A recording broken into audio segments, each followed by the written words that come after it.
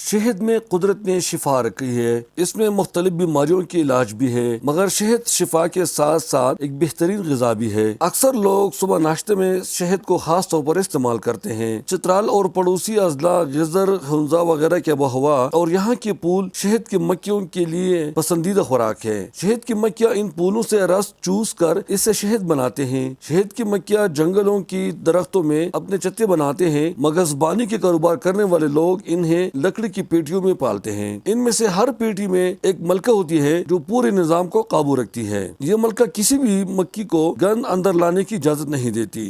یہ ملکہ انڈے بھی دیتی ہے جس سے ان کی نسل بڑھتی جاتی ہے۔ ایک مخصوص وقت کے بعد ان چجوں یعنی فریموں سے شہد مشین کے ذریعے نکالی جاتی ہے۔ قدرتی پھولوں سے یہ شہد بناتا ہے۔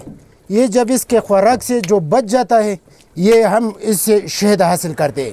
شہد کے کاروباری حضرات گونا گو مشکلات سے دوچار ہے۔ انہیں کبھی تو پولیس تنگ کرتی ہے اور کبھی انتظامیہ۔ کشمیر میں جاتا ہے، کوئی پنجاب پہ جاتا ہے تو گاڑی روکتا ہے جگہ جگہ پہ، ہمارا مکھی بھی خراب ہوتا ہے، 2-3 گھنٹے گاڑی کھڑا کرتا ہے۔ وہ بولتا ہے آپ کے پاس پرمٹ نہیں ہے، وہ نہیں ہے، یہ نہیں ہے، اس لیے تو تنگ کرتے ہیں بہت زیادہ۔ ان لوگوں کا کہنا ہے کہ اگر حکومت ان کے ساتھ تعاون کرے تو نہ صرف وہ ملک کے کونے کونے میں غذا سے بھرپور یہ شہد فراہم کر سکتے ہیں، بلکہ بیرون ممالک میں بھی اس سے برآمد کر کے اس سے ذریعہ مبادلہ کمایا جا سکتا ہے۔ جب بارمل جاتے ہیں نا، سعودی عرب جاتے ہیں، کویت جاتے ہیں، دبئی جاتے ہیں، قطر جاتے ہیں، تو یہ گورنمنٹ کو یہ فائدہ ہے، اس کا ٹیکس لیتے ہیں نا، بہت پیدا ہوتا ہے پاکستان کو۔